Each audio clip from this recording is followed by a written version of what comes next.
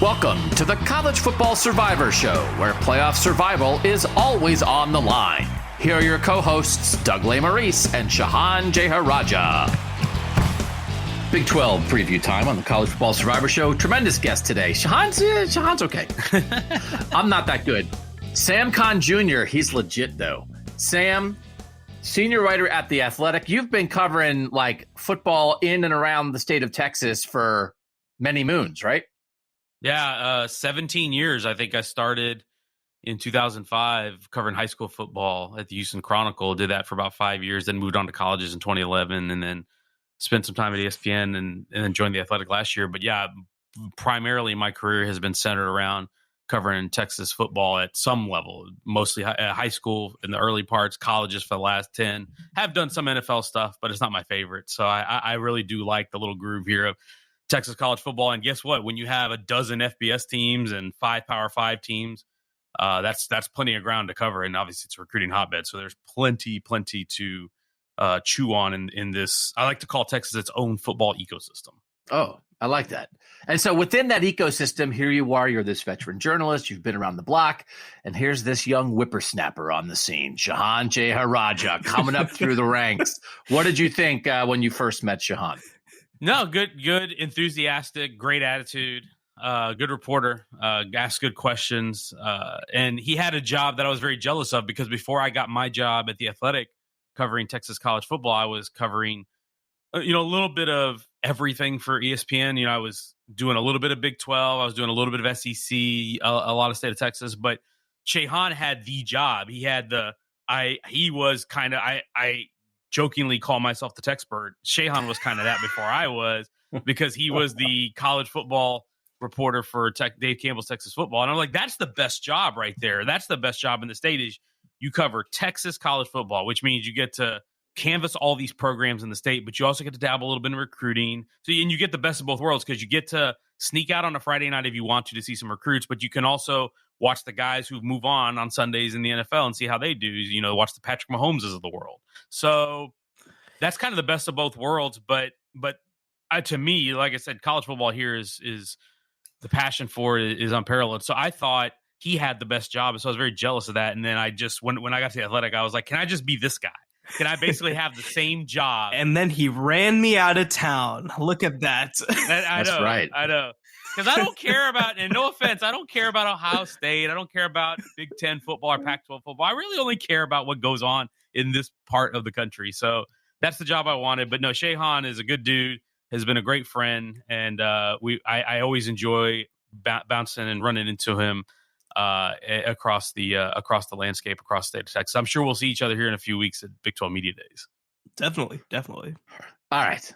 Let's dive in. We've done the ACC. We've done the Big Ten. Sam doesn't care. Sam's like, That's right. Do not. Wake me when they play one of the Texas schools. We're doing the SEC next. Sam's like, Bama. When they play Texas in week 2, Sam will care about Bama. And they play A&M on October 8th, so that's the 2 times I'll care about Bama.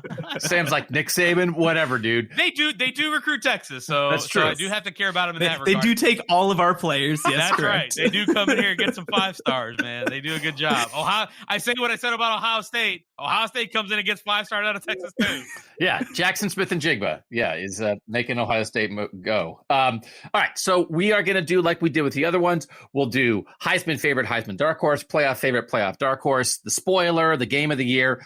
Let's start with talking about players, though, and let's start with talking about quarterbacks. When you run through the projected starting quarterbacks in the Big 12 this year, there's at least 4 that are transfers, maybe up to 6, depending how some jobs get won. That includes JT Daniels at West Virginia, Dillon Gabriel at Oklahoma, Quinn Ewers at Texas, Adrian Martinez at Kansas State. There's a lot of guys. Quinn Ewers didn't play much, but those other 3 guys have played a lot of football at other places. They have not played football in the Big 12, but they're going to have a really big influence, I think, on the shape of this race. Baylor is their own guy, but they have a new starting quarterback compared to last year.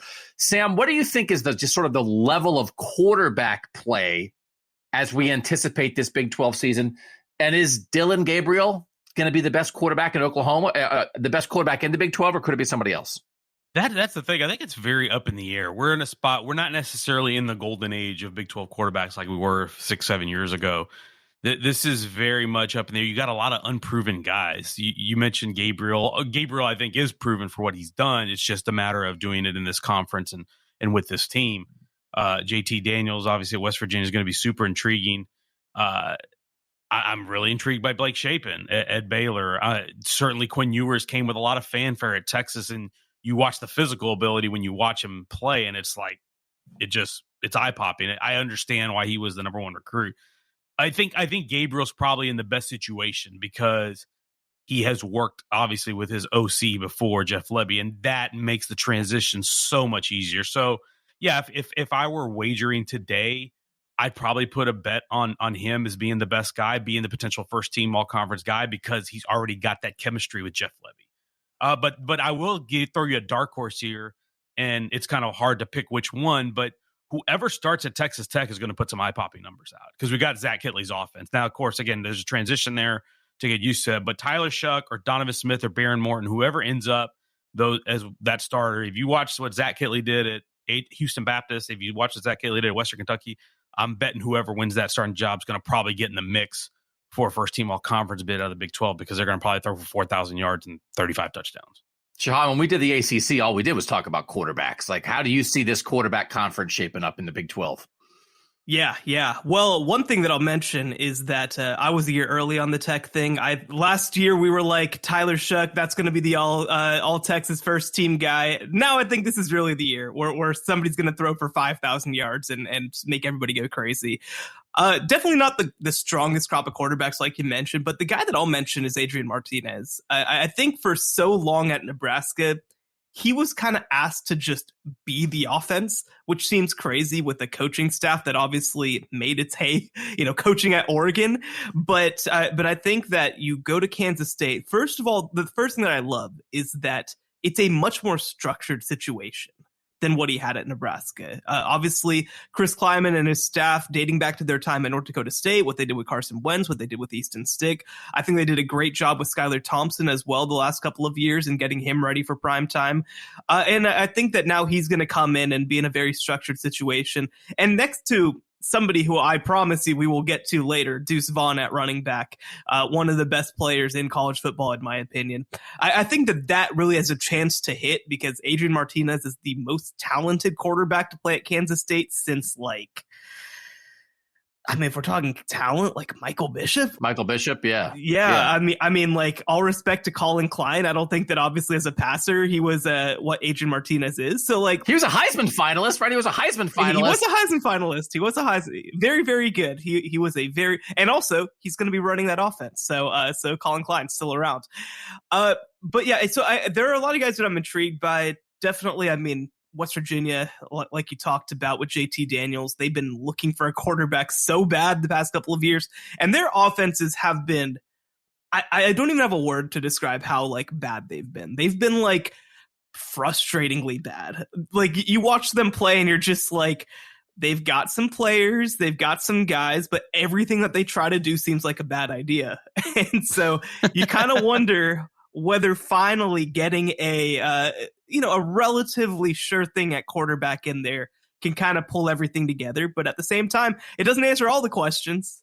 There are only two quarterbacks in the Big 12 who have thrown more than 300 passes in the Big 12, led by Spencer Sanders at Oklahoma State. But Adrian Martinez, Dillon Gabriel, JT Daniels, they've chucked the ball all over the place, just not here. So we've seen sort of the shift, transfers are everywhere, but they are really going to have an effect on this league. When we think, though, about Heisman contenders here, the odds I'm looking at, Bijan Robinson, 16-1, fourth favorite in the country, kind of behind the big three of C.J. Stroud, Bryce Young, and Caleb Williams.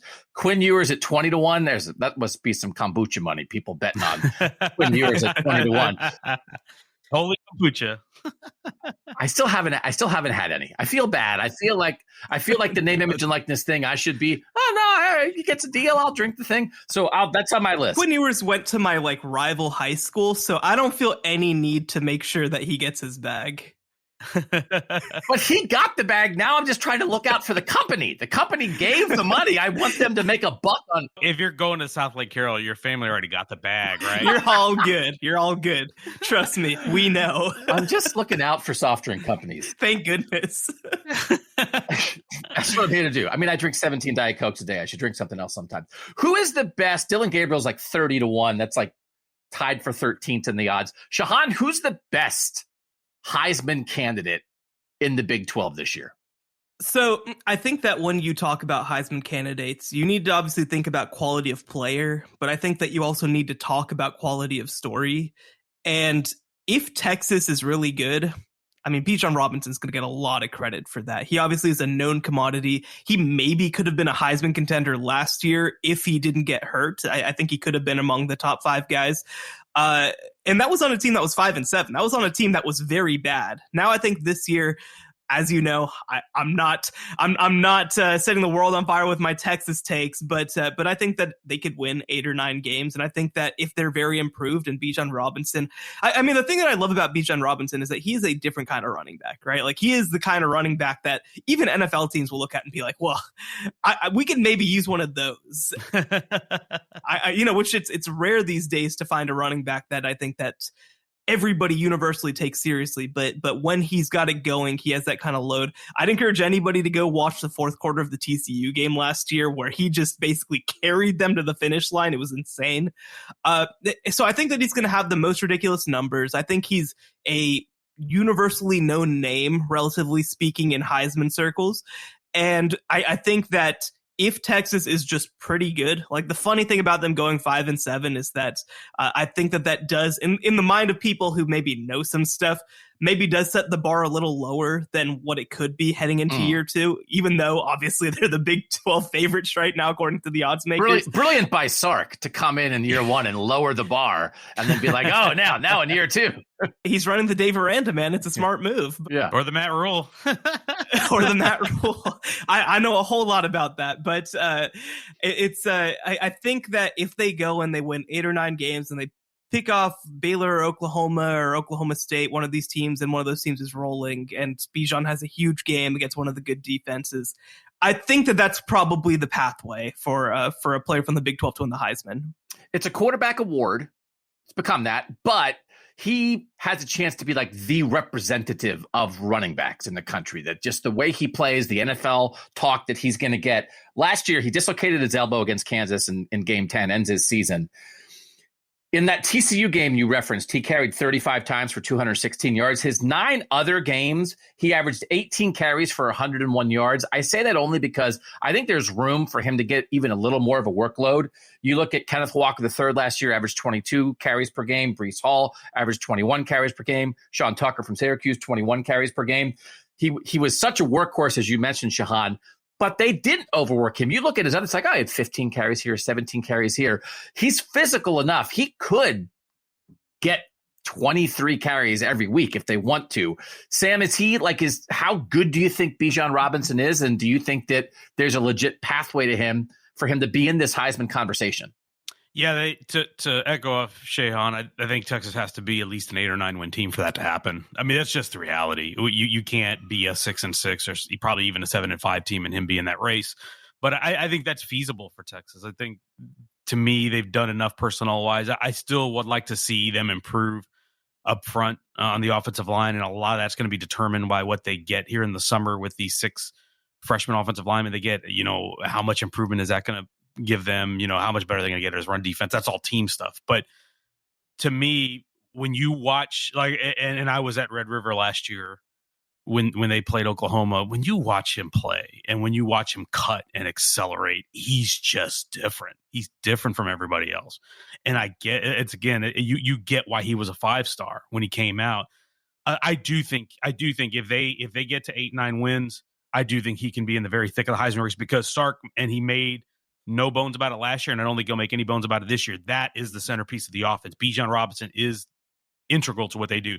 You mentioned the carries. Yes, it was a little bit, not necessarily 20 carries all the time, but they threw him the ball a lot. He ended up averaging 22 touches a game on offense, and he may factor in, probably not a ton, but could be a factor in the return game from time to time. They do have other options there that they like, but but between throwing the ball, lining him up in the slot, handing him the ball a bunch of times, and they don't have to hand it to him 22 times because they've got Roschon Johnson and Keelan Robinson, Jonathan Brooks. They're really, really deep. That's the deepest position they have right now is running back, but they'll throw him the ball and he is going to be the centerpiece off him and Xavier Worthy. That's going to be the two big weapons in this offense, just like it was a year ago.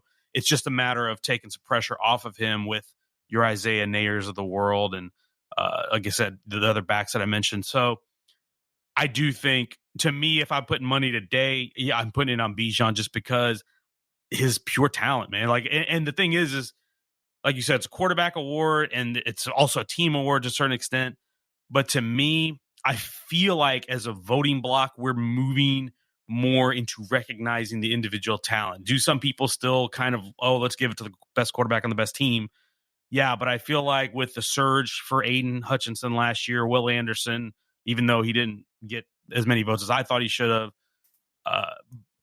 Devontae Smith the year before, I feel like we're getting closer as a college football group of observers to just basically giving it to the best player. And to me, Bijan is one of the best players. I think he averaged 142 yards from scrimmage per game. I think only 3 active FBS players average more than him that are returning this year. So I think he's definitely one of the best. And to just quickly mention Quinn Ewers, because you talk about story. I mean, people are going to be bending over backwards to throw themselves into this conversation.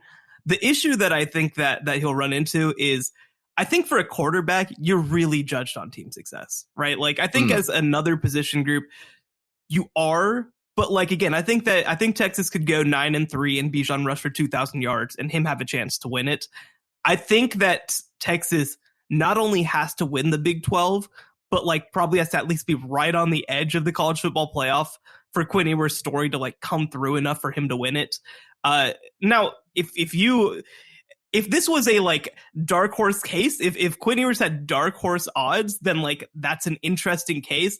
Quinn Ewers doesn't have dark horse odds. He's right up there with some of the favorites, just like every Texas thing ever, of course. But I do think that it's not a ridiculous pick, I think, to think of Quinn Ewers, but I just think that the bar is going to be so high for him to be able to win it.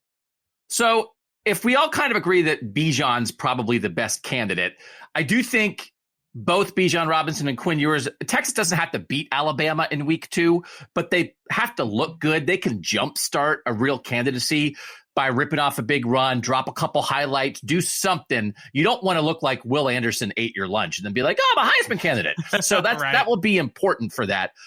But in terms of like a dark horse, 30-1, it's a guy we already talked about. I think Dillon Gabriel qualifies as this. And Sam, you sort of mentioned that we're getting away from it a little bit, but best quarterback on the best team is still a pretty healthy way to get in the Heisman conversation. Like he could be that. Right. He's a quarterback for a playoff team, like a Kenny Pickett kind of thing. Like, we're always looking for the Joe Burrow kind of story. Like Dillon Gabriel has to be in that conversation at 30-1. I might throw a couple bones on that because, Sam, as you said, he's got his offensive coordinator. He's been a good college quarterback. There's a path there, right? Yeah, I agree. No, I think if I were picking a dark horse guy out of this conference, he's the one. And I think it's because all the things you said, the relationship with Levy, that's a good offense, and this is a talented team. Despite of everything that's happened in the offseason, this is still a talented team. This is still a team that's going to contend for the Big 12 championship. And if you're in that race, if you're in that game, then you're going to be in the mix. If you're Dillon Gabriel, then you've had a great season probably at that point, and you're going to have a chance to play your way onto the ballot for some people. So I think there's no question that he's got a chance here if things go right early on for him. Shehan, any other dark horse that you would like instead? Yeah, I'm gonna go back to something that I said earlier. So to set this up, so do you guys remember like in like 2013 when Steph Curry had that series against the Spurs where he just went crazy every third quarter and scored like 20 points every third quarter, and like the Warriors nearly upset the Spurs? You guys remember that? That was like 9 years ago, boss. Let's say that we do. So I remember at the time, I'm like, wow, Steph Curry's really good. But like, if he's going to become like, because people were like, oh, he's got next sort of stuff. And I'm like, yeah, but he'd have to do that like literally all the time. And I'm like, that doesn't seem reasonable, right? And then he did. And all this to say, That's exactly what I thought about Deuce Vaughn at Kansas State. I'm like, in order for him to be who we think he's going to be, he's going to have like 1,400 rushing yards and 500 receiving yards. And that's not going to happen. Everybody's going to game plan for him. And then he did it. He had 18 touchdowns on the ground last year, 4 through the air. He is the best player that nobody talks about. Best pound for pound player in the country. Yeah, 5'6", 172, down from Round Rock, Texas, just outside of Austin. He is ridiculous. Like he wasn't much of anybody coming out of high school. Was a star as a true freshman. Obviously, last year, I mean, one of the best players in the country. Like he is ridiculous, and his numbers would have to be insane for him to truly get into this conversation. But his numbers were insane last year. Yeah, he had 1,900 yards from scrimmage last year. That's crazy, and 22 touchdowns. And I think the thing that's going to help him out more this year, though, is, again, I mentioned Adrian Martinez as somebody who I think could really hit this year. If Kansas State, it's a dark horse, but that's the point. It's a dark horse. If Kansas State got into the Big 12 championship game, which I think is not impossible, I think that Deuce Vaughn would get a whole lot of credit for that, as he should. And again, if he has 1,600 rushing yards and 500 receiving yards and 20 touchdowns, he's probably not going to win the thing, but I think he could get a lot of attention for it. No, I love that pick. I think that's a really, really good one because he's right there with Bijan, I think, in terms of just his value to his team and the production that he'll bring. So no, I love that pick with Deuce. 80-1 in the odds that I'm looking at right now for Deuce Vaughn. And man, wait until I slap that Steph Curry Deuce Vaughn comparison on the headline of this pod. Shehan, every sports radio station in Manhattan, Kansas is going to be calling you, man. I've already, I didn't quite say this on it, but I did make a Kansas radio appearance like 2 weeks ago, and they wanted me back like 5 days later. So I think that I'm building some fans in the state of Kansas. Big on the streets of Kansas. Okay, we will take a quick break here on the College Football Survivor Show. When we come back, playoff team. Most likely, dark horse will do it next after this. Don't miss the College Football Survivor Show bonus episode this week. Available only on Apple Podcasts. So this is like the beginning of Tom Osborne's incredible run, right? So In 1986, they finished number 5 in the country. They go 5, 6, 10, 11, 24, 15, 14, then 3, 1, 1, 6, 2. So like they are a legitimate national program at this point. And at this point, they are a program. If you told Nebraska fans as they walked out of Top Gun that when the sequel came out, they were going to be 3-9, right, I don't think they'd be very pleased. The 10-year period, 1976 to 1985. So the 10 years. So Top Gun comes out in the summer of 86. You haven't yet had the 86 football season. Best record in that 10-year period. Number 1's BYU. Number 2's Nebraska. Number 3's Oklahoma. So it's one of those things like, what's the difference between Nebraska and Oklahoma? And now here we are 36 years later, and one of those programs is still incredibly relevant nationally, and one is not. Subscribe now on Apple Podcasts for exclusive College Survivor Show bonus episodes. Doug Lesmerises back with Shehan, Jeyarajah, and special guest Sam Kahn Jr. of The Athletic, talking about the Big 12, our playoff preview here in the middle of summer. Most likely playoff team from the Big 12. Just a note, it's one of these things. Sometimes you do a podcast, it's like, everybody knows this. Why are you saying it?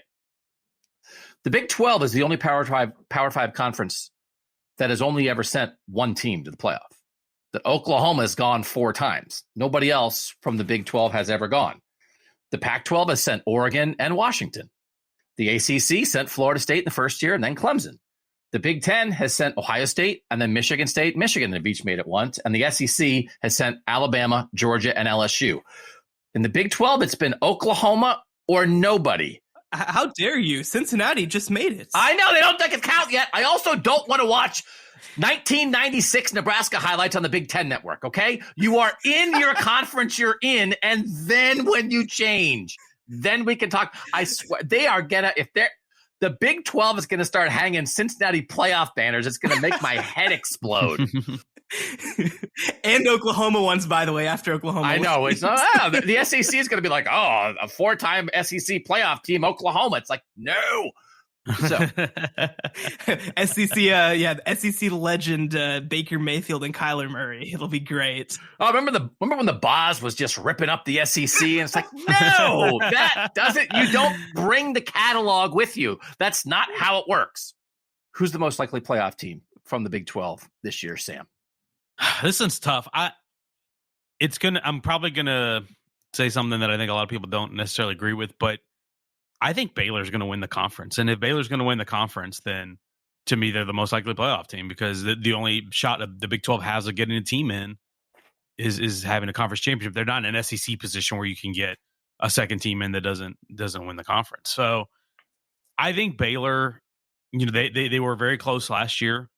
And yes, they lost, they're changing starting quarterbacks. They lost some receivers. They lose Terrell Bernard and Jalen Petrie, but boy, they bring back a ton on the line of scrimmage. They bring back 4 or 5 starting offensive linemen. They bring back virtually their entire 2 deep on the defensive line. They added an impact guy there in Tulsa transfer Jackson player.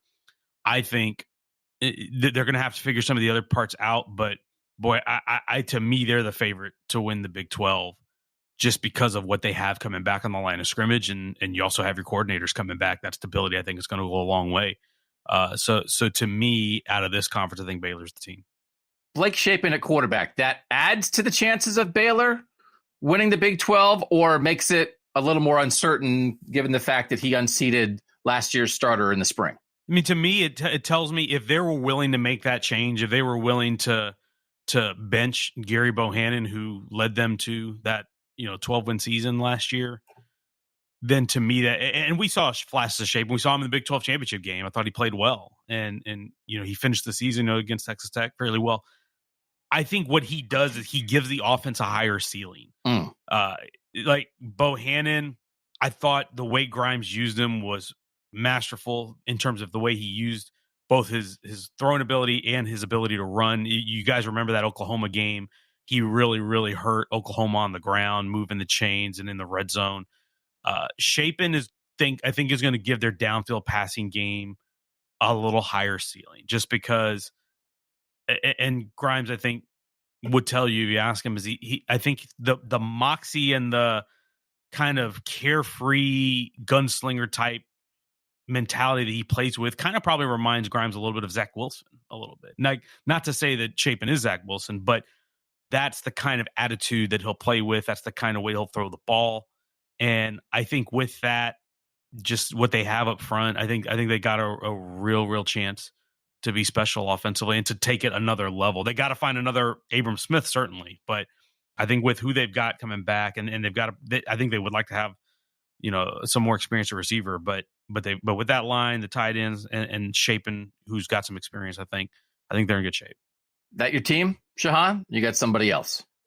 Yeah, well, so obviously we did our 4 playoff teams back in March or whatever, and you picked Baylor to make the playoff. Sam, now you're picking Baylor to win the Big 12.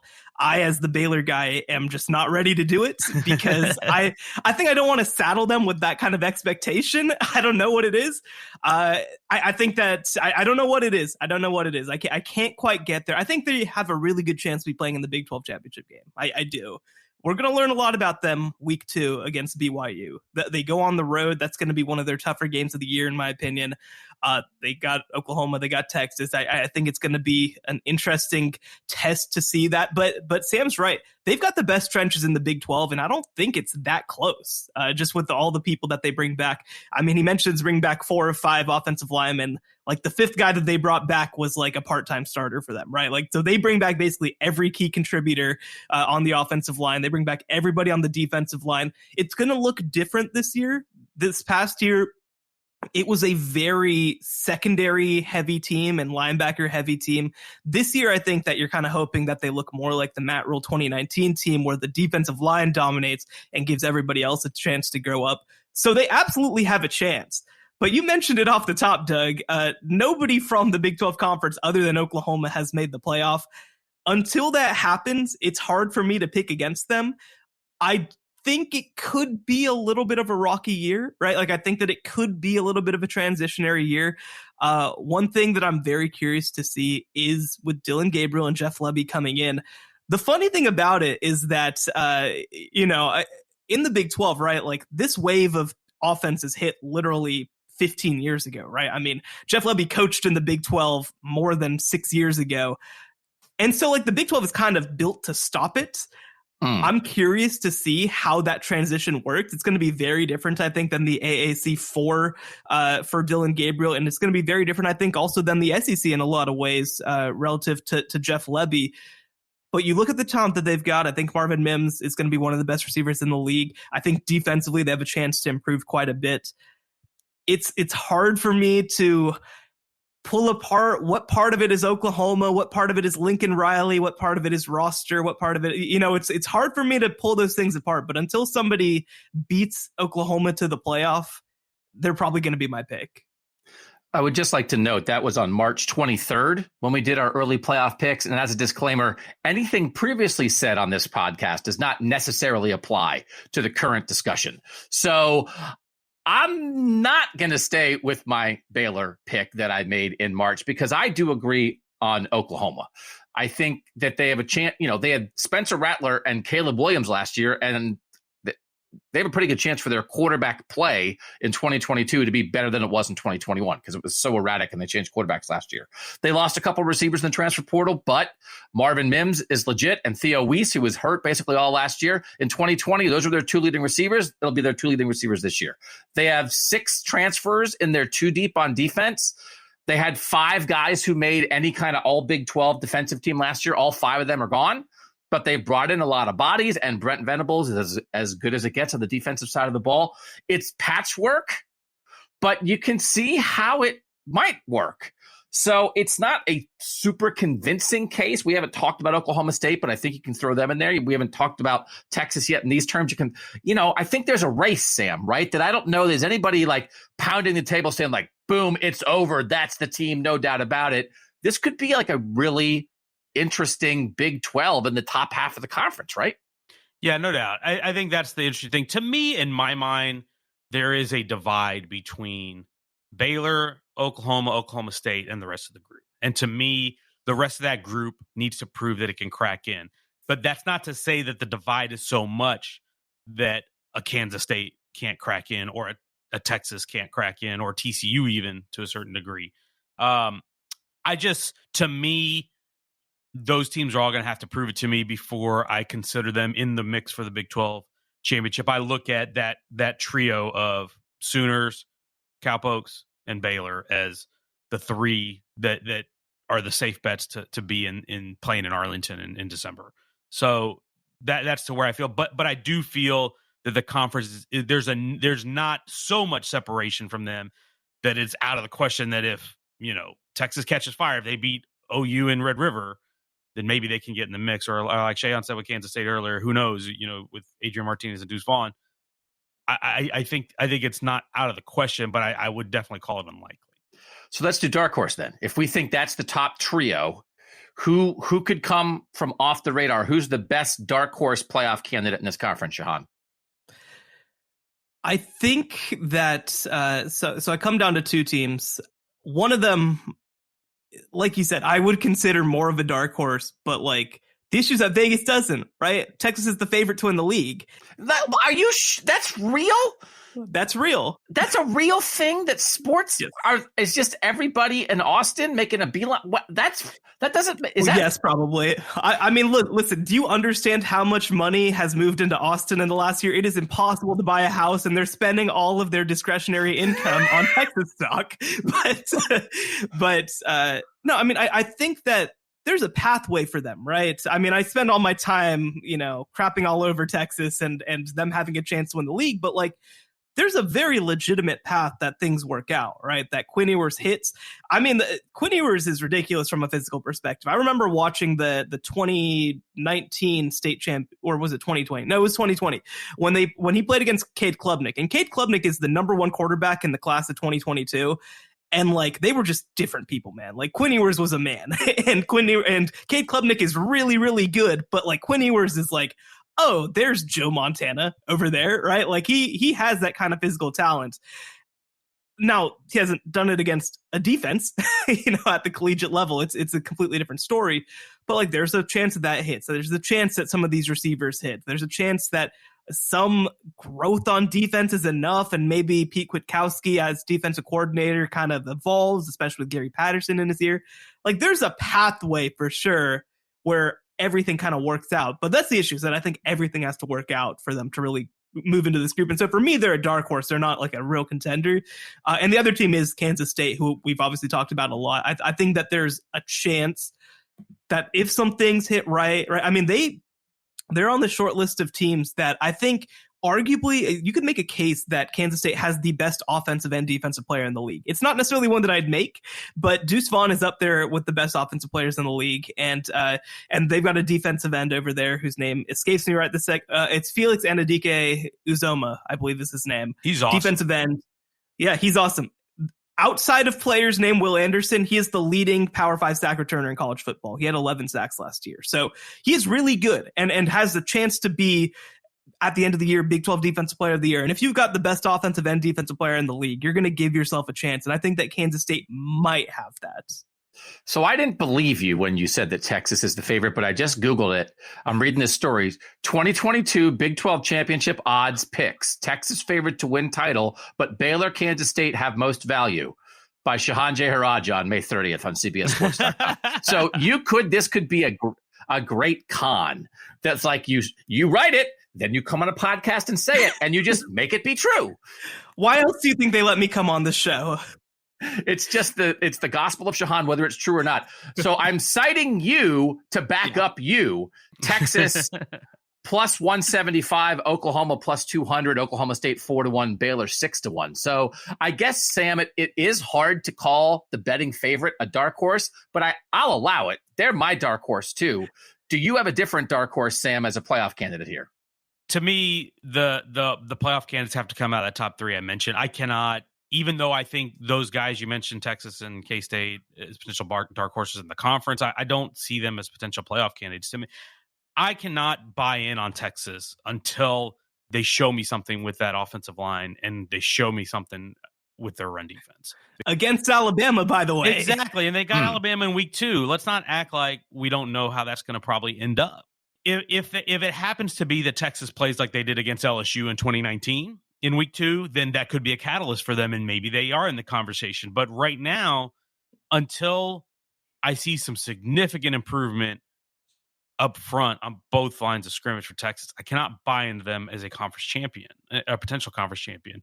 I think it's awesome what they've done in the portal, adding receivers, adding Ewers.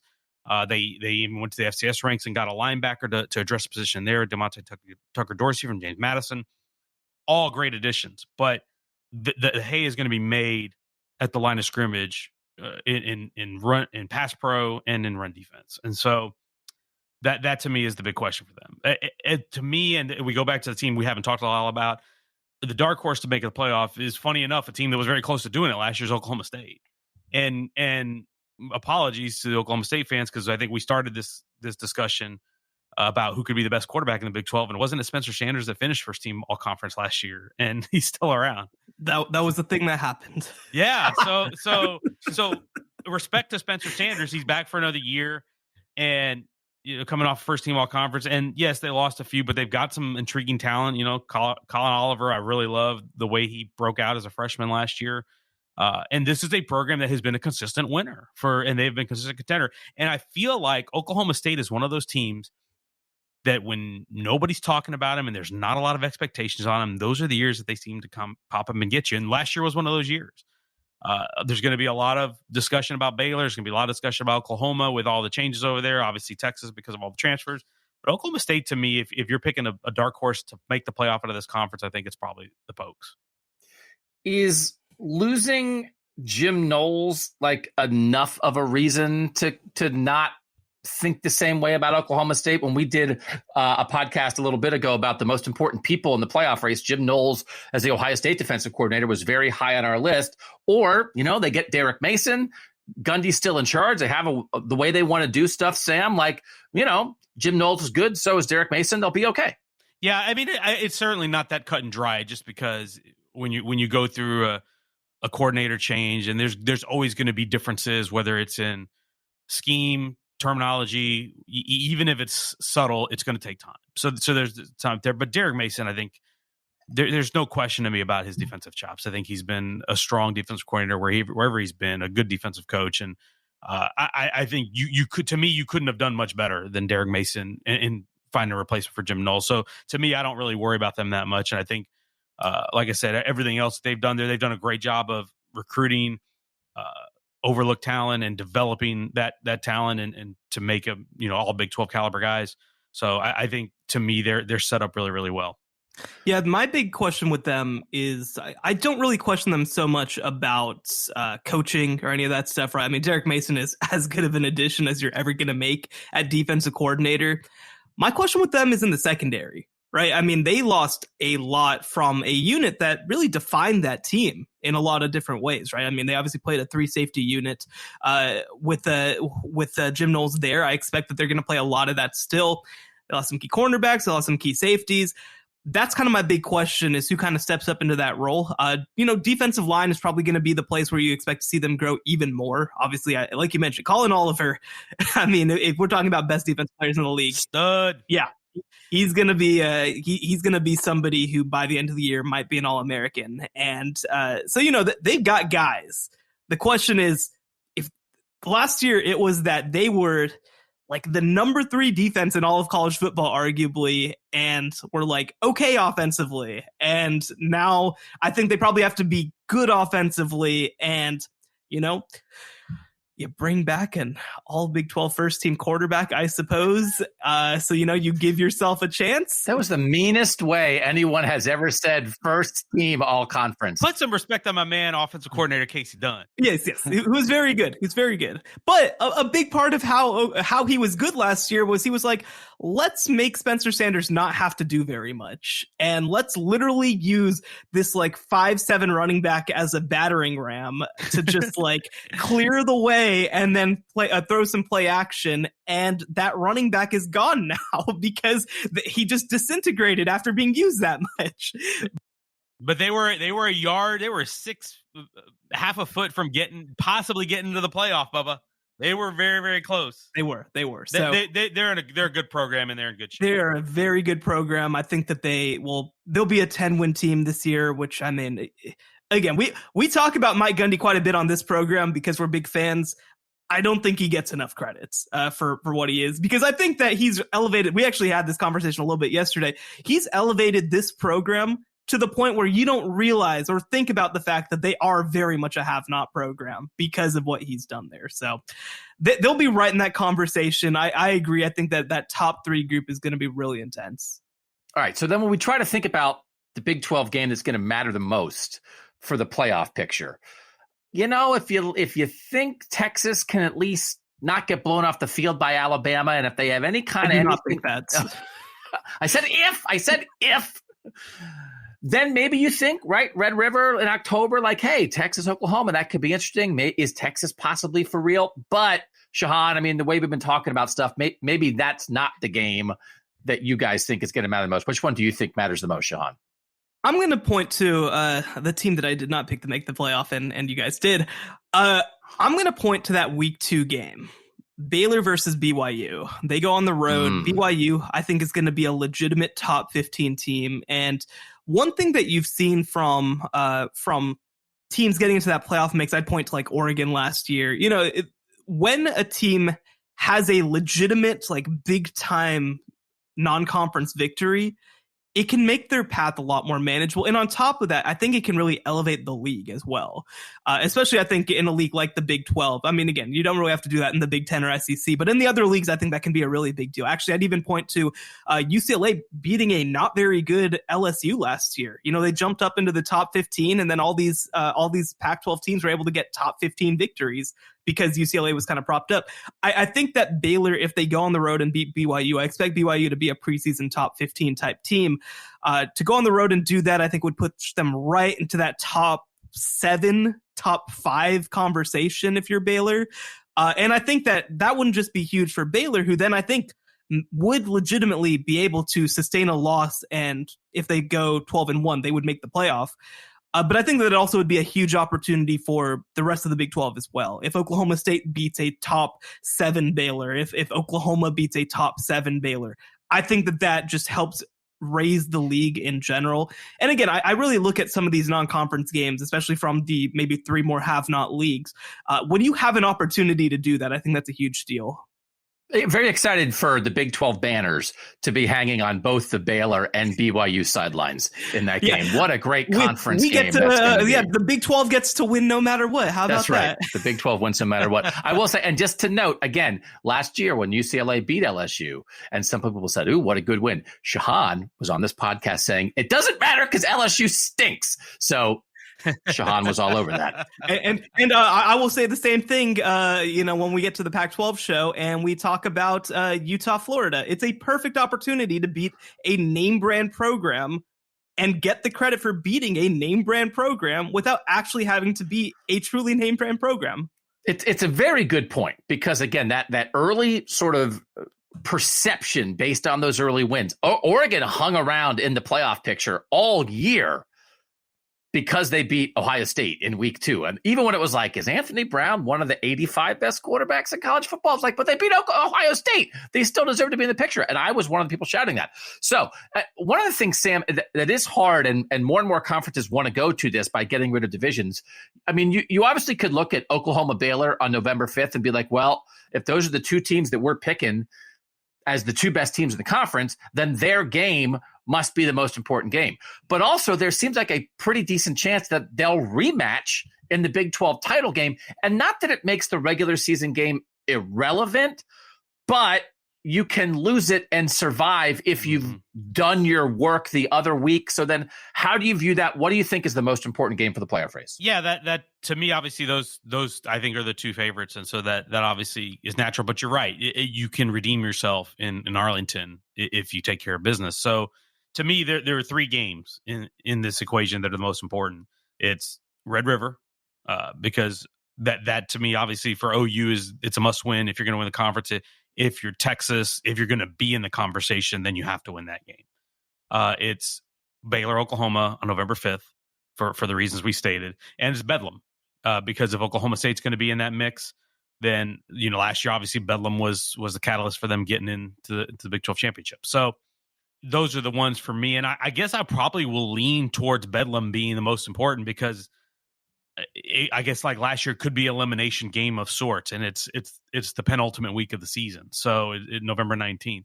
So that I would probably, I guess, lean toward Bedlam just because I think those 2 teams are going to be in the mix, and that'll essentially decide which one of them ends up being in the title game or has the leg up going into the final week to get into the title game. So, cause like I said, I think I feel pretty good about Baylor's chances. So I look at Bedlam as that game.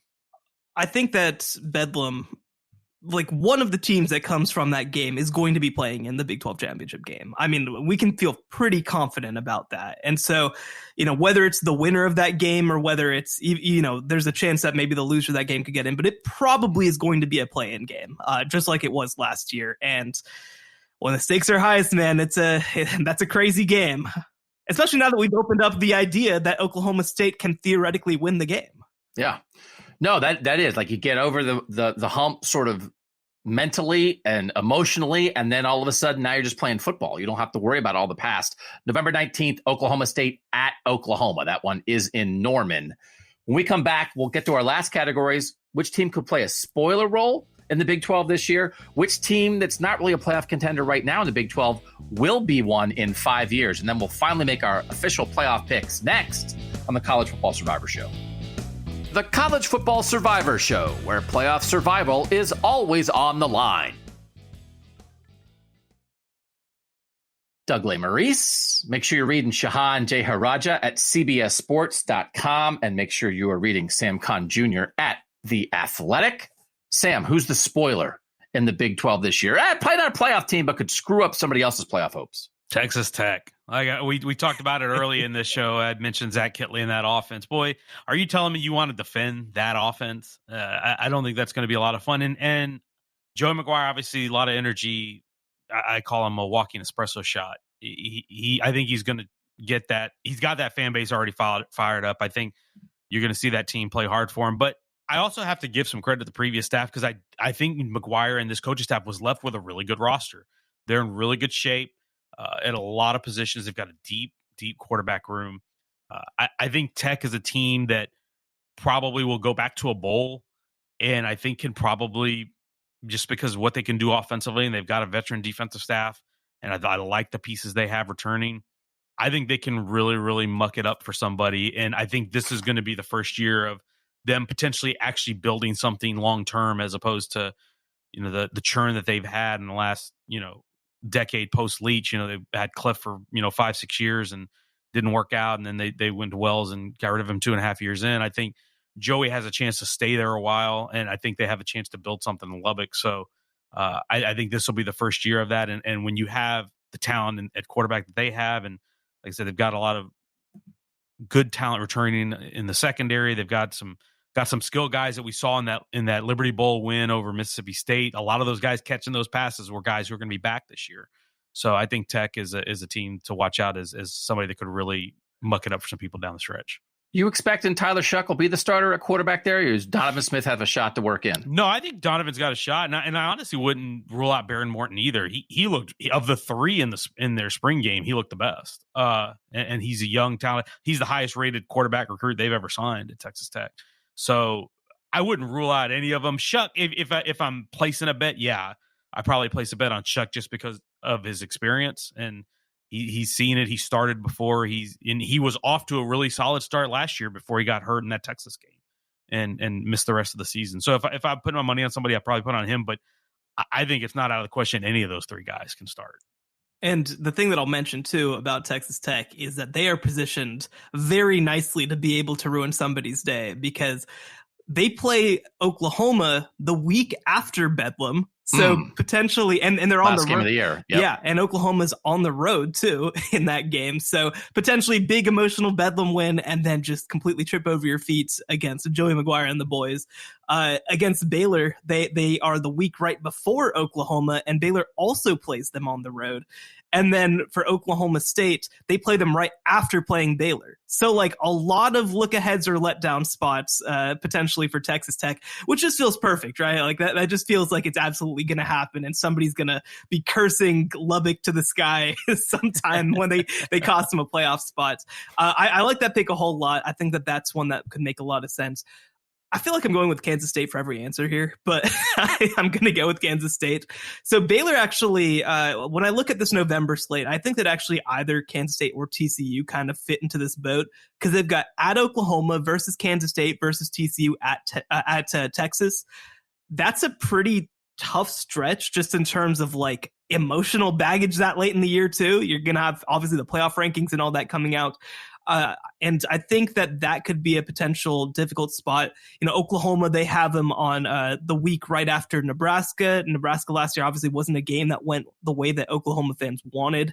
They did win the game, of course, at least, but I think that it could provide some difficulty, and Oklahoma State has them on the road on October 29th. So that's a team that I think could really cause some issues for some people. Again, are they a spoiler? Are they more of a contender? I think that's maybe getting into the semantics of it, whereas Texas Tech is like a true spoiler, right? They're a team that's going to go up and get somebody. But I think that Kansas State is going to cause a lot of headaches too.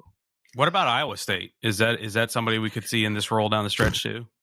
Dude, if you know anything to think about Iowa State at this point, then that makes one of us, because they are going to be such a confusing team. I like the quarterback that they're bringing in Hunter Deckers. I think that he has a chance to be pretty good. They've got some receiver talent, which I like, but defensively they lost like everybody from like a bunch of fifth-year seniors too. It's tough to know. Now, I think that you trust that Matt Campbell's built them up to the point where they're not going to like finish below 500, I don't think, but I don't know how good they can be, and I don't know what to expect of them. That's kind of my issue with them right now. It's in a different way. I kind of feel that way about TCU too. I don't know what to expect from these teams so much because of the amount of turnover, obviously from TCU side, from a coaching perspective, and then from Iowa State side, a player perspective.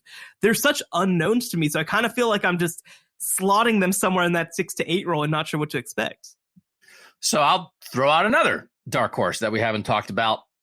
West Virginia is going to start a guy at quarterback that a lot of people thought should have been the starting quarterback for the national champions last year. So can JT Daniels have like a game that messes somebody up? West Virginia, a decade in the Big 12 so far, 44-45 in Big 12 play, have one double-digit win season since they came in the Big 12. They're good. They're fine. They're average, but can they jump up? Can they jump up and get Texas on October 1st or Oklahoma on November 12th, or they end the season at Oklahoma State? So again, the quarterback situation in the league is a little unsettled. There are some dudes, though, who could have a great Saturday, right? I just see Adrian Martinez had 400 yards from scrimmage in this game. Oh, yeah, no, that's possible. I just see JT Daniels threw 4 touchdown passes in this game. I think they're like, we've basically run through the whole league at this point. It's like, hey, there's the 3 teams at the top, and practically the other 7 are all potential spoilers, because everybody seems to have a little bit of an upside, right? Maybe not consistently, but there's a lot of interesting. I can see how they can be good on a given Saturday. Yeah, no doubt. No, I think, and I'm going to use my home state bias here, is I'm sure USC fans have things that they want to say about Graham Harrell or whatever. I remember Graham Harrell, North Texas, when he tore it up as an offensive coordinator and was a hot coaching candidate. So I was very intrigued by that hire for Neil Brown to add him to the staff at West Virginia. And I think him pairing with JT Daniels is really intriguing. I do think it has some upset potential for some of these teams, no doubt. The other one that we haven't mentioned, and I don't think it's out of the realm to call them somebody who could spoil the season, but Kansas could be. I mean, let's not forget how close they were to ruining Oklahoma's season last year. And they have really, really played hard under Lance Leipold. I think he's done a pretty solid job. And I think sometime this offseason, they had one of their guys, one of their best offensive players, Lawrence Arnold, hit the portal, and then they were able to get him to come back. And so to me, that is evidence that there is some buy-in there in Lawrence. And I think they're going to play hard enough. And no, they're not good enough that they're going to win probably not enough to go to a bowl game, but certainly I think they're going to play hard enough. And if we saw some of the strides they made last year, I think it's not out of the realm possibility to say that they can steal an upset somewhere down the stretch. They're a real football team, right? Like, that's the biggest compliment that you can give them right now, is that they're not like some team trying to like figure out how to play football, right? Like they have a plan. And the funny thing, right? Like, cause I understand why they did the last 2 things that they did, in terms of they hired 2 guys who were recruiters to try to rebuild their roster. And this time they just hired a football coach. And if there's one thing that I feel like I've learned from interviews with Dave Aranda, it's, hey man, football's kind of just doing stuff together in a way that you can do it. And I think that Kansas is doing such a better job of doing that, especially on the offensive side of the ball. Defense still a work in progress, especially from a personnel perspective. But like you said, I mean, they were able to control games for stretches of time against Oklahoma, one of the better teams in the league. They had a chance to win all 3 of their last games heading into this year once they switched to Jalen Daniels. They're a real football team, man. Like, they have a very legitimate shot of knocking somebody off. I think that they could be, I mean, for them to win multiple conference games would be, they haven't done that since 2008, I believe. So just doing that, I think, would be a huge step for this program. I would be remiss if I didn't mention on the West Virginia front that Baylor goes to West Virginia, and those boys have had Baylor in hell in Morgantown every year that they've played there, dating back to the 70-63 game back in 2012. So Baylor hasn't beaten West Virginia in Morgantown since they moved to the league. So I think that is potentially something. I just am still trying to figure out whether this Neil Brown thing is working. I really don't know. I think that they've been looking for a quarterback for so long. Now they've got it, right? They've got a guy, but I still don't know. They lost a lot of guys in the portal, which obviously, like 20 guys, like draw some concern. And I mean, a lot of other teams lost a lot of guys in the portal, but I think it was the impact. Some of those impact players. By the way, the way you said that, Shehan, it made me think that should be Lance Leipold's motto when he goes in an in-home visit when he's pitching a recruit. Kansas, we're a real football team. No, it's funny, man. Like, they are legit. Like, I think that I again, when I went on my giant parade through the streets of Kansas radio, I was asked on the program, with the 25 counter rule being eliminated and with the transfers that's huge for them. Yeah, but they were like, should we like have more expectations sooner? And my answer's like, no, man, don't rush it. Don't rush it. Don't try to push them through the door. Right. But like, this is going in a good direction. again, one of my favorite podcasts, Purple Theory, it's a TCU podcast. They say the goal is for losing to Kansas not to become a meme, right? And for Texas, it's always going to be a meme. It's always going to be a meme for Texas. If Kansas could go 12-0, and if they beat Texas, it's going to be a meme. But everybody else, right? Like, I mean, and they were getting close to it a couple years ago. Like Texas Tech lost to Kansas in Matt Wells' first season, and like it was embarrassing, but it wasn't a meme necessarily. And then they kind of regressed again. Now I think that they're at a point where they're going to give somebody hell and lose. And, maybe then when they give somebody hell and beat them, it's embarrassing. It's Kansas, right? Like, I mean, every league has a team, maybe not Kansas level, but like that. But I think that if they can take the step to just being a bad team instead of a like unplayable mishmash of football players, that's a huge step. And I absolutely think that they not only can do that, I think I can do more than that. That's not as good of a slogan. An unplayable mishmash of football players. That's not as catchy. You're teetering on Charlie Weiss territory there, buddy. Come on, man. Les didn't do a whole lot better than that before he was unceremoniously let go. I like the we're a real football team recruiting pitch than unplayable mismatch of players. Come on, man. That's a previous era, man. It's a new era. You're not getting invited back on the Sunflower State radio stations now. They're listen, man. Lance Leipold was a former Division III coach. And so he's seen a roster like what he took over before, and now he's ready to not be that. So then when we think about 5 years from now, who in the Big 12 will be a playoff contender that isn't a playoff contender right now? You guys are both saying Kansas? Is that what we're saying? You guys are both locked in on the Jayhawks there? That's a bridge too far. Yeah, when they increase the playoff to 36, then we have a conversation. I'll go first on that. So there are two teams to me that are in sort of a similar boat, and I feel like one of them is going to emerge on top, and that's TCU and Texas Tech. Those two programs are going to be fighting a lot of the same battles in my mind. I actually, Texas Tech, obviously through the 2000s, was a borderline 10-win program for a lot of it. And I think that TCU coming into the league really sort of closed the door on West Texas, right? Because TCU all of a sudden was getting the Dallas kids who were previously going to Texas Tech, and they were getting a lot of the West Texas kids because Fort Worth is really close to West Texas. And I think now they're both emerging into a new era, and I love both their coaches, Sonny Dykes and Joey McGuire. I think they both know how to attack sort of what they're up against. One of those two programs, I think, is going to have a chance to wrest control away from the other.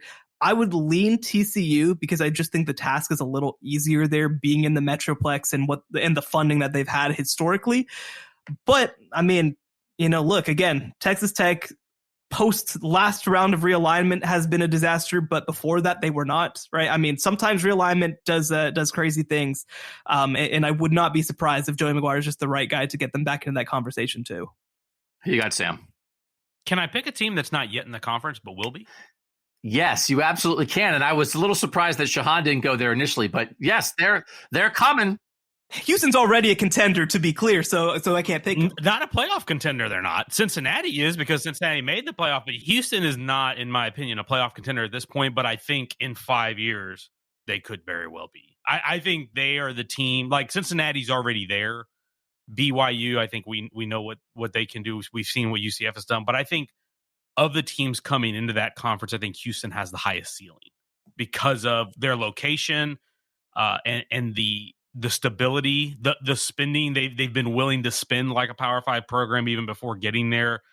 They've got a stable staff. Dana Holgerson's not going anywhere. He loves it in Houston because he can do whatever he wants and nobody cares because it's a city with 6 million plus people in the metro area. Nobody's taking cell phone pictures of him like they would in Morgantown because he can do whatever he wants and be the social butterfly that he wants to be. So he's not going anywhere. And they've beefed up their recruiting staff. They've beefed up facilities. They beefed up, gave Doug Belk. They made Doug Belk a $1 million coordinator. When Kevin Sumlin got the job in Houston in 2008, he was making like $700,000 a year. Now they're giving the coordinator $1 million at Houston, which is wild for me to consider. So all that to say is they have the institutional want to there. And they've done a good job generally of talent acquisition, whether it's in recruiting or in the portal. I think they've done a really good job in the portal. And when you put them on the same playing field with Baylor and TCU and Texas Tech, I think that's only going to give them a chance to be a top 25 program consistently as long as they continue that stability in the administration and the coaching staff. That said, if I'm picking a current team, I agree with Shehan. It's either Tech or TCU. And I would probably lean TCU right now just because I think the infrastructure they have there, again, from a facility standpoint, from a donor standpoint, they're not hurting for anything financially. That you walk around that place, it's really nice. They've got a lot of advantages, both from recruiting location and then a coaching staff that has done well in that area already. Has also, like I said with Houston, done well in the portal, done well in recruiting. Certainly, you wish Rashad Samples was there, but I don't know how long he was going to be able to stay on that staff because he was going to get a job somewhere because he's that good. But yeah, I think of those two that Shehan bounced back and forth, I think I'll probably lean TCU. And TCU is, again, a team that flirted with the playoff once upon a time in the Gary Patterson era. So I think of the current teams, I would pick TCU as that team.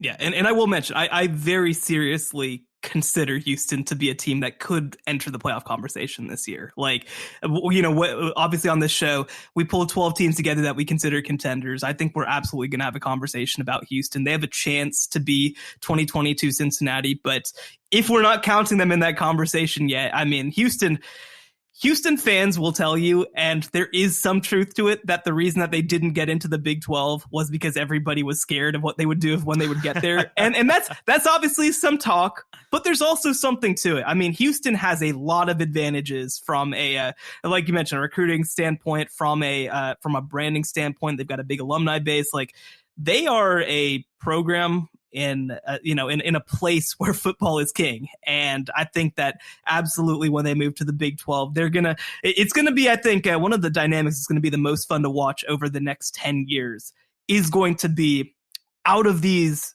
new Big 12 teams, right? There are going to be four Texas programs in the Big 12. And you almost consider Oklahoma State also a Texas program in a lot of ways with the way that they recruit.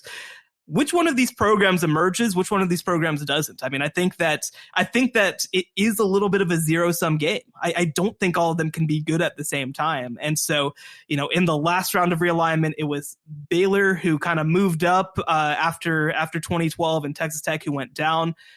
It doesn't have to be like that now heading into 2024, 2025. I think Houston's a lock to be good. I think Baylor's a really good chance to be good. And from there, it's going to be really interesting. I think it's going to depend some on, one, which coaches and staff are there, and two, which programs are really willing to invest to make sure that they stay at the highest level. Obviously, Cincinnati's coming off a playoff appearance, but you could make, I think, a case for all four teams joining the Big 12 that 5 years from now, you can see the path for Cincinnati, BYU, Central Florida, and Houston, how they all could be that kind of team. I said UCF just because they've been good, and we don't know what Central Florida in a Power 5 conference looks like. If there's an opening in the state of Florida, maybe Billy Napier and Mario Cristobal are going to close that opening a little bit, but they've been rabble-rousing down there for a while. Gus Malzahn's been around the block. He knows how to do this. Like, we don't know. We don't know what Luke Fickell and Cincinnati are recruiting really well right now. We don't know what they're going to look like in the Big 12, but all those programs could elevate. And it's crazy to think about. The Big 12 loses Texas and Oklahoma. They add these four teams. Listen, we get it. They added some good programs. They feel healthy. We are not like how, there's nobody, everybody. Like, there are interesting programs and interesting football to be played in the Big 12 now and in the future with the way they responded to all this. And Doug, I have to ask you, because Sam, you might know the answer to this question. Doug, do you know how many students UCF has? Many. Lots, right? Close to 70,000, no? 70,400. Wow. Yeah. So they are... Texas A&M, I believe, is the biggest, and they're second. So, like, they're a very new school, so they don't have, like, the huge alumni base as yet. But if you're making a 50-year bet, I mean, that's a heck of a bet if you are bringing in UCF. I think you're right. I mean, you are bringing in four programs that have all been borderline New Year's Six type teams in the past 5 years. I mean, look, we're obviously, the Big 12 is not going to be able to replace a program like Oklahoma and what they've done. Texas has historically at some point been a championship caliber program. I don't know if any of these 12 teams can win a national championship, but there are several of them that I think could compete for the college football playoff, several of them that will be top 10 teams. And I mean, that's a good place to start. And by the way, we didn't even talk about basketball, where the Big 12 unquestionably just got a whole lot better. It's a football pod. It's a football pod. That's why we didn't talk. Why didn't we talk about basketball? It's a football podcast. We didn't talk about swimming either. My God, we only have an hour and 15 minutes. I got to brush up on my hoops because the Final Four is coming to Houston next year. So I got to get brushed up on that. Well, again, I don't really, when you're covering college football like this, obviously, you don't really support teams the same way. It's just like, you get to know staffs and all that. It's not the same. That is not true with college basketball. So we will see you down there, Sikkim. College basketball Survivor Show. It's a spinoff. We'll get to that next. Yeah, we'll have a list of 120 teams that we have to pare down to 68. That's what we'll do all year round. Welcome back to the College Lacrosse Survivor Show. Oh, God. Welcome back to the College Fencing Survivor Show. I'll do softball. We can do softball. Who's going to make it? Final category, which Big 12 team will actually make the playoff this year, if any? I will just say, I'm going to say nobody's going to make it. And that's almost a sign of respect. Because I think, as Sam, you said, there's like a top 3, and then there's like 3 or 4 or 5 other teams that feel like are good enough to beat a good team on a Saturday. I just think it might be too much parity. Nobody's Bama. And if there's only 4 playoff spots, that's not a great equation. It's not a reflection. I would say it's not like, oh, the Big 12 stinks, they're not getting a playoff team in. It's like the Big 12's too equal and too solid, and I'm not sure they're getting a playoff team in. So my pick is, as of now, it's June, change. No Big 12 team in the playoff. Shehan, what do you think? Yeah, I think that they're going to – actually, I would say that I think that the Big 12 is going to look a whole lot like last year, where you have 2 top 10 teams, both of whom are borderline playoff teams, but neither who really had a shot to get into the field, I would argue. And I think that that's probably just about where the Big 12 is going to be this upcoming year. I think that they're probably going to have 2 top 10 teams, probably another top 15, probably another top 20. It's going to be, I think, a good year for the conference, but I don't see a team getting over that threshold. Yeah, I hate to say it. I think, like I said, I'm going to go back to what I said at the start, is if there is a team that makes it, I think it's going to be Baylor. But I just don't think there's going to be a team that does make it.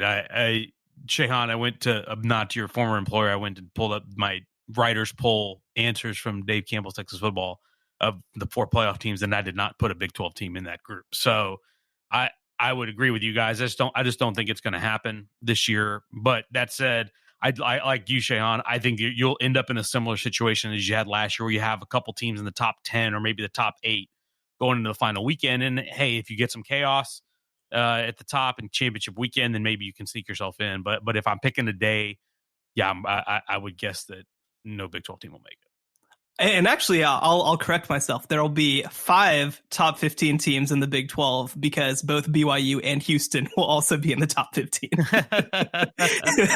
It is going to be the Big 12 taking over the world. And but without winning anything, to be clear, without winning a single thing.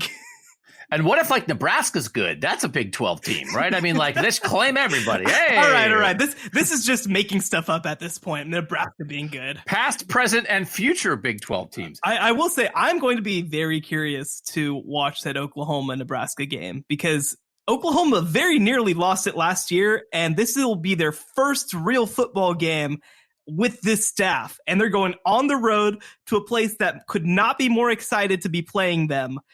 And Nebraska is going to be a pretty fundamentally different team with the amount of transfers that they brought in. I don't even think, like, Oklahoma is a better team than Nebraska, but that is a very dangerous spot, I think, for them in week 3. With the Texas quarterback in Casey Thompson, probably running the show. That he finally wants to get the win. We did not talk about that Oklahoma-Nebraska game. That, again, Nebraska thinks it's better than its record a year ago. If Nebraska is going to be for real, that is a game that they could maybe jump up and get Oklahoma. I sure hope that they're better. That they think that they're better than 3-9 to be. No, honest. But they said that the whole thing is Nebraska lost every game by 7 points. So they're like, oh, we're only 20 points away from being 10-2. It's like, you're 3-9. You're 3-9. All right, Sam, thank you so much for joining us here. For the good people who think, that guy's smart, definitely smarter than the people on this podcast normally. Where can the people follow your work, follow you on Twitter? How can they stay in touch, Sam? TheAthletic.com. Go to our college football page. Obviously, I produce a lot of Texas-centric content there. On Twitter at SConJr, SKHANJR. I have my link to all my stories is there, and usually post in random observations as they come to my brain, which are not always smart. But that's where you'll find all my stuff. Appreciate you guys having me. And Shehan, you can read him at CBS Sports. And again, my favorite thing is to reference Shehan on the podcast when I research things and Shehan is writing the thing that I'm researching to check Shehan's facts. It's a loop. It is a grift. I'm pretty sure that Shehan has a master plan that's going to take me down eventually. But for now, just go read his stuff. We'll see what happens. Thanks to you guys for joining us here on the College Football Survivor Show. Next week, SEC preview. Week after that, Pac-12 preview. If you missed the Big Ten and ACC previews, make sure you go back and listen to those. And don't forget our Apple Podcast show this week. That's for the Apple Podcast subscribers. 4 shows a month, $2.99. It's a pretty good deal.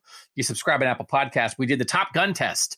Which programs have changed the most since 1986? Are you a Top Gun program, which means you were good in 86? Or are you a Maverick program, which means you're better in 2022? Shehan and I did a draft of those teams.